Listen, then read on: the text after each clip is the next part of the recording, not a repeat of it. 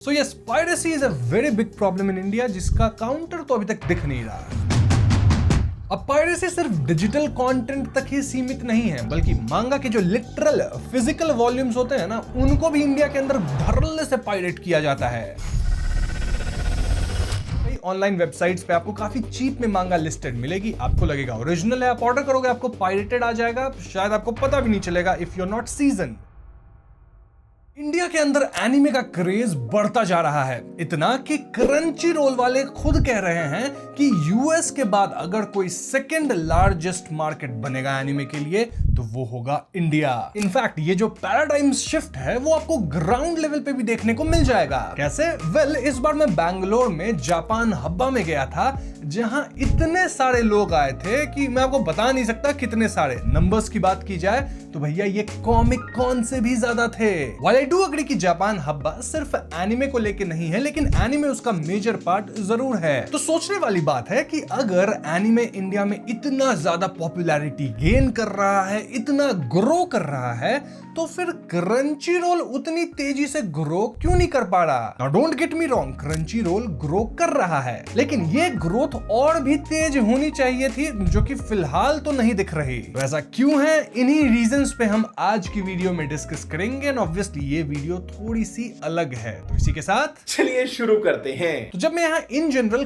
Crunchy role बोल रहा हूँ तो उसका मतलब सारे एनिमे प्लेटफॉर्म से है जो कि इंडिया में अवेलेबल है लीगली। आई मीन नेटफ्लिक्स पे भी एनिमे है, प्राइम पे भी एनिमे है, इनफैक्ट जियो सिनेमा पे भी एनिमे था जो कि अब जियो हॉटस्टार बन चुका है। पर मैं यहाँ क्रंची रोल ही इसलिए बोल रहा हूँ क्योंकि जब भी हम एनिमे का नाम लेते हैं ना, तो हमारे जबान पे क्रंची रोल ही सबसे पहले आता है, अगर लीगली देखने की बात कर रहे हो हम। क्योंकि मुझे पता है तुम्हारे जबान पे कुछ पायरेटेड वेबसाइट्स तुरंत आ जाएंगे फटाफट। तो क्रंची रोल के फिलहाल 3 प्राइसिंग प्लान्स हैं। पहला है फैन प्लान जो कि है 79 rupees per month, then mega plan जहां आपको 99 रुपीज पर मंथ देने होंगे, एंड देन इसी का एक एक्सटेंशन है काइंड ऑफ ईयरली प्लान जहां आपको 999 रुपीज पर ईयर देना होगा। नाउ देखा जाए तो प्राइसिंग काफी डिसेंट सी है। हाँ, फैन वाला प्लान 59 का होना चाहिए था instead of 79, but mega plan या फिर ईयरली प्लान ये दोनों काफी सॉलिड है। तो अगर ये प्लान इतने वर्थ इट हैं, तो फिर क्यों लोग समुद्र के अंदर जाके जैक स्पैरो बन के एनिमे को देखना पसंद कर रहे हैं? Well, the problem is not the pricing but the anime library that is available for the Indian audience. देखो, हर एक लीगल प्लेटफॉर्म को अलग अलग देशों के अंदर एनिमे चलाने के लिए कुछ राइट्स खरीदने पड़ते हैं, मतलब लीगल लाइसेंसेस लेने पड़ेंगे। और क्रंची रोल पे जितना माल दूसरे देशों में अवेलेबल है, उतना इंडिया में नहीं है। Now this kind of make sense on paper, क्योंकि यहाँ पे जो प्लान है वो काफी सस्ते भी हैं, लेकिन इससे तो ऑडियंस को मतलब नहीं ना कि प्लान सस्ते या महंगे, उन्हें तो देखना है एनिमे जो कि उनको देखने मिल नहीं रहा। फॉर एग्जांपल, मान के चलो आप वन पीस देखना चाहते हो, दोस्तों की बात सुन के फाइनली आप कन्विंस्ड हो कि भैया मैं देख डालूंगा 1000+ एपिसोड्स, लेकिन जब आप क्रंची रोल पे जाओगे तो वहां आपको मिलेगा एपिसोड 892 एंड उससे आगे की कहानी, इनफैक्ट जो लेटेस्ट एपिसोड्स आ रही है वो भी देखने को मिल जाएंगे। तो पिछले 891 एपिसोड्स का क्या, वो आप कहां से देखोगे? वेल, इंडिया के अंदर लीगली तो कहीं से नहीं देख सकते। तो जिन्होंने पहले से ही वन पीस देख रखा है पूरा लूफी बन के समुद्र में घूम घूम के, तो उनके लिए ठीक है ये प्लान, क्योंकि वो आगे के latest episodes on time Crunchyroll पे देखेंगे जो कि अवेलेबल होते रहेंगे, और इन टर्न शायद वो क्रंची रोल का सब्सक्रिप्शन भी ले ले। लेकिन उन लोगों का क्या जो फर्स्ट टाइम वन पीस देखने उतरे हैं और उनके पास एपिसोड्स ही नहीं है देखने को?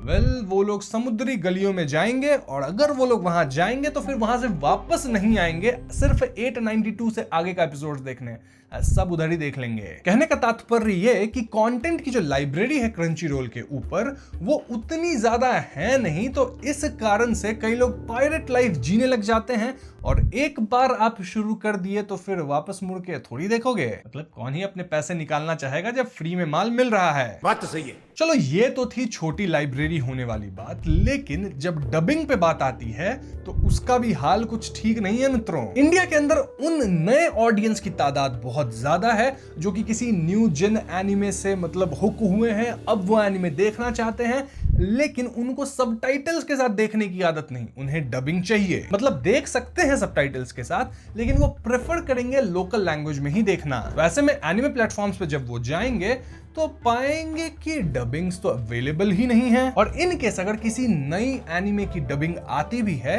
तो वो ओरिजिनल एनिमे के एयर हो जाने के कुछ दिनों बाद आती है। इसका प्राइम एग्जांपल रहेगा सोलो लेवलिंग सीजन 2, जिसकी एनिमे आ जाती है जापानीज में विद सबटाइटल्स एंड डबिंग आती है हफ्तों बाद। अब थोड़ा फास्ट किया है उन्होंने, बट स्टिल डिले है, और ये डिले किसी को पसंद नहीं आएगा, स्पेशली उन फैंस को जो कि डे 1 पे अपने शो को देखना चाहते हैं जब वो रिलीज हो रही है। मतलब तुम्हारे जो सब वाले दोस्त होंगे ना, वो लोग प्लॉट भी डिस्कस कर लेंगे आपस में, एपिसोड के अंदर क्या हुआ, तुम्हें भी स्पॉइलर दे देंगे और तुम डब का इंतजार करते ही रह जाओगे। एंड देन डबिंग की क्वालिटी कैसी है? वेल, कहीं अच्छी कहीं बुरी, kind of hit and miss. तो ऐसे में क्या लोग सब्सक्रिप्शन लेना चाहेंगे? क्योंकि देखा जाए तो लेट डबिंग हो रही है और क्वालिटी भी पता नहीं कैसी होगी। अब इन 2 पॉइंट्स के अलावा तीसरा पॉइंट जो कि मेरे हिसाब से एक बहुत बड़ी प्रॉब्लम है इंडिया के अंदर, एंड दैट इज पायरेसी। देखो, ज्यादातर ऑडियंस जो कि एनीमे देखती है वो कहीं ना कहीं यंग एज की ऑडियंस होती है, यानी most probably we can consider कि वो स्टूडेंट्स होंगे, और स्टूडेंट्स के पास कितना ज्यादा पैसा रहता है ये हम सब जानते हैं। मतलब घर से मिल रहा है सिर्फ पढ़ने रहने खाने के लिए, ज्यादा उनके पास बचता नहीं इधर उधर स्पेंड करने के लिए, इसीलिए they prefer to swim in the ocean rather than staying on the beach. Piracy को लेकर इंडिया के अंदर काफी सारे रूल्स हैं, लेकिन इंडिया में रूल्स कितना ज्यादा फॉलो होता है ये तो आप सबको पता ही है। हालत इतनी खराब है कि मैंने एक आर्टिकल पढ़ा था जहां बताया जा रहा था कि इंडिया के अंदर जब एक एनीमे किसी लीगल प्लेटफॉर्म पे आती है तो जो लोग उसको लीगल प्लेटफॉर्म पे देख रहे हैं उससे 2 to 3 टाइम्स ज्यादा लोग उसको इलीगल प्लेटफॉर्म्स पे देख रहे होते हैं। और ये लीगल वाले प्लेटफॉर्म कई बार क्रैश भी कर जाते हैं और इलीगल वाले क्रैश भी नहीं करते। तो फिर जोड़ लो, इन लीगल प्लेटफॉर्म्स को कितना ज्यादा लॉसेस सहना होता होगा। मतलब जो उनकी पोटेंशियल ऑडियंस है वो कितनी सारी तो समुद्र में घूम रही है। अब पायरेसी सिर्फ डिजिटल कंटेंट तक ही सीमित नहीं है, बल्कि मांगा के जो लिटरल फिजिकल वॉल्यूम्स होते हैं ना, उनको भी इंडिया के अंदर धड़ल्ले से पायरेट किया जाता है। जहां ओरिजिनल मांगा 799 की होगी, वहीं पायरेटेड वर्जन 199 की होगी। बस थोड़ी सी page quality and drawing quality इधर उधर होगी, बट कहानी तो सेम ही मिल गया। इनफैक्ट कई ऑनलाइन वेबसाइट्स पे आपको काफी चीप में मांगा लिस्टेड मिलेगी। आपको लगेगा ओरिजिनल है, आप ऑर्डर करोगे आपको पायरेटेड आ जाएगा, शायद आपको पता भी नहीं चलेगा if you are not seasoned. So yes, piracy is a very big problem in India, जिसका काउंटर तो अभी तक दिख नहीं रहा। अब पायरेसी के अलावा क्रंची रोल की जो मार्केटिंग है ना, वो इंडिया में बहुत ही ज्यादा वीक है। आप सोच के देखो कि नेटफ्लिक्स वाले जब अपना कोई बड़ा सा शो लाते हैं, जैसे मान के चलो स्क्विड गेम्स, तो उसको कितना मार्केट करते हैं। वहीं प्राइम का जब नया द बॉयज का सीजन आने वाला होगा तो उसकी मार्केटिंग भी बहुत जम के होगी। अब उस लेवल की मार्केटिंग कभी आपने किसी एनिमे के लिए देखा है? हाँ, आपने हाइप कभी कभी देखा होगा, लेकिन ये जो हाइप क्रिएट होती है किसी नए अच्छे एनिमे को लेके, तो वो यूजुअली फैंस के कारण होता है। मतलब फैंस फ्री में मार्केटिंग करते रहते हैं, जैसे मैंने साकामोटो डेज की मार्केटिंग करी है, JJK, solo leveling, demon slayer और ऐसे कई सारे एनिमेज। बट ये जो हाइप है जो फैंस अपने आप क्रिएट कर रहे हैं, वेल, कंपनीज को भी फ्यूएल करना पड़ता है, इन हाइप्स को मार्केटिंग करनी पड़ती है। लेकिन एनिमे कंपनीज को लगता है पड़ा ही नहीं है कुछ इंडिया के अंदर। इनकी मार्केटिंग इतनी खराब है कि मैं एक एनिमे क्रिएटर हूं, ऑलमोस्ट 3 साल मेरे को होने जा रहे हैं एनिमे कंटेंट बनाते हुए, और मुझे आज तक क्रंची रोल ने स्पॉन्सर नहीं किया है। इनफैक्ट इस एनिमे चैनल पे मुझे आज तक सिर्फ एक बार एनिमे का प्रमोशन करने का मौका मिला था, वो भी जियो सिनेमा की तरफ से। वहीं मार्वल वालों को देखो, उन्होंने मुझे आज तक 5 से 6 बार स्पॉन्सर किया है, जबकि मेरा कोई सुपर हीरो का कंटेंट तक नहीं है। इनफैक्ट इस चैनल पे मैं मार्वल को 2 बार प्रमोट कर चुका हूं, जो कि एनिमे चैनल है, ये सुपर हीरो चैनल है भी नहीं, और तीसरे की बात भी चल रही है। तो देख रहे हो किस तरह से प्रमोशन है ही नहीं लिटरली एनिमे वालों का। अब यहां मैं अपनी बात इसलिए कर रहा हूं क्योंकि मुझे अपना ही पता है, दूसरे क्रिएटर्स का मेरे को नहीं मालूम। बट इन जनरल आप किसी भी एनिमे क्रिएटर्स से पूछना कि क्या क्रंची रोल वाले या कोई भी एनिमे प्लेटफॉर्म दे रही है स्पॉन्सर्स, उनको प्रमोशंस के लिए अप्रोच कर रही है, जवाब नहीं होगा। हाँ, कई बार रील्स पे ये लोग प्रमोशंस वगैरह करवाते हैं, लेकिन वहां पे कभी प्राइसेस पूछना कितना मिला क्रिएटर्स को, बहुत लो प्राइसेस रहते हैं। एंड मेरे पास तो कई बार आए हैं बार्टर सिस्टम लेके कि आपको 2 टी-शर्ट दे देंगे, आप प्रमोशन कर दो। क्या बात है भाई, 2 टी-शर्ट मैं खुद से नहीं खरीद लूंगा, इससे अच्छा तो फ्री में ही कर देता हूं। 2 टी-शर्ट लेके मैं क्या ही करूंगा। ओवरऑल इनका मार्केटिंग पे पैसा खर्च करने का मन नहीं रहता है, और कभी कदार ये लोग कोई बड़े स्टार को ले आएंगे ये सोच के कि इससे बहुत ज्यादा अट्रैक्शन मिलेगा, लेकिन ऐसा नहीं होता है। स्टार से आपको अट्रैक्शन नहीं मिलते, आपको क्रिएटर्स पे इन्वेस्ट करना होगा। इसलिए अपने एनिमे क्रिएटर्स को बहुत स्ट्रांगली ये पुश करते नहीं नहीं देखा होगा कि आप जाओ इस वाले प्लेटफॉर्म पे एनीमे देखो। वहीं सुपर हीरो कंटेंट है या फिर इवन बॉलीवुड मूवीज है तो वो लोग बहुत ज्यादा खर्चा करते हैं और इसीलिए आप देखेंगे कि लोग रिव्यू करते हैं, लोगों को बोलते हैं कि आप जाओ मूवी में इसे देखो, और इसलिए लोग थिएटर जाके पैसे खर्चते हैं। या फिर इवन किसी OTT प्लेटफॉर्म पे कुछ आ रहा है तो लोग उसका सब्सक्रिप्शन लेके देखते हैं, बिकॉज क्रिएटर्स को लोग पसंद करते हैं, उनसे कनेक्ट करते हैं एंड उनकी बात सुनते हैं। अब मैं ये नहीं कह रहा कि प्रमोशन से पायरेसी भी काउंटर हो जाएगी, नहीं, जिसे पायरेट करना है वो करेगा ही, बट थोड़ा बहुत डिफरेंस आता है एंड इस पे कैश इन करना चाहिए इन एनीमे प्लेटफॉर्म्स को। अब क्योंकि मार्केटिंग वीक रहती है तो एक अगला पॉइंट आ जाता है एंड दैट इज कि क्रिएटर्स तक पे इंपैक्ट पड़ता है। इनफैक्ट आपने एनीमे स्पेस में बहुत बार सुना होगा कि क्रिएटर्स का चैनल उड़ गया। कैसे उड़ गया भैया? इन्होंने कॉपीराइट स्ट्राइक ठोक दिए 100। मेरे चैनल पे भी एक कॉपीराइट स्ट्राइक है, जबकि मैं फेस कैम वीडियोस बनाता हूं। बस एक वीडियो बनाया था जो कि फेस कैम नहीं था।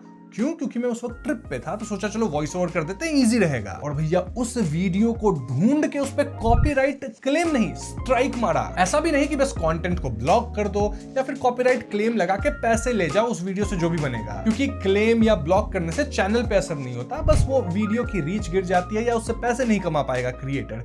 उतना भी ओके है क्रिएटर्स को ना, लेकिन हम सीधा मारेंगे चैनल पे स्ट्राइक और करवा देंगे चैनल डिलीट। तो ये एटीट्यूड है एनीमे के पीछे जो मार्केटिंग टीम होती है उनका। इन शॉर्ट ये एनीमे को मार्केट करने की टीम या फिर इनकी जो सोशल मीडिया टीम होती है वो उसी डाल को काट रहे हैं जिसपे वो बैठे हैं। और यही वजह है कि कई बार क्रिएटर्स डिफरेंट एनीमेस को कवर नहीं करते हैं। और जब स्टोरी कवर करने की बात आई मांगा से या कहीं से भी एनीमे के अंदर से, तो भैया वीडियो डालने से पहले दिल धक धक करते रहता है कि कब ये लोग स्ट्राइक ठोक देंगे। पता नहीं कहां से उड़ता तीर नहीं स्ट्राइक आएगा और चला जाएगा कहां, आप जानते हो। व्हाई डू यू थिंक मैंने निंजा कामुई, काइजू नंबर 8 और सोलो लेवलिंग रैग्नारॉक को कवर करना बंद कर दिया? इन सब पे मुझे या तो स्ट्राइक आए हैं या क्लेम्स आए हैं और इस वजह से मेरे पास कोई मोटिवेशन ही नहीं है कि मैं इन एनीमे को या मांगा को कवर करूं। वैसे वन पंच मैन नहीं कर रहा आजकल कवर, क्योंकि उसकी कहानी ही चेंज होती रहती है। तो इन्हीं कारणों की वजह से एनीमे की तगड़ी ऑडियंस होने के बावजूद इंडिया में जो एनीमे प्लेटफॉर्म्स हैं वो उस रेट से ग्रो नहीं कर रही। वैसे हम सारा दोष प्लेटफॉर्म्स पे ही नहीं डाल सकते, कुछ हमारी भी गलती है।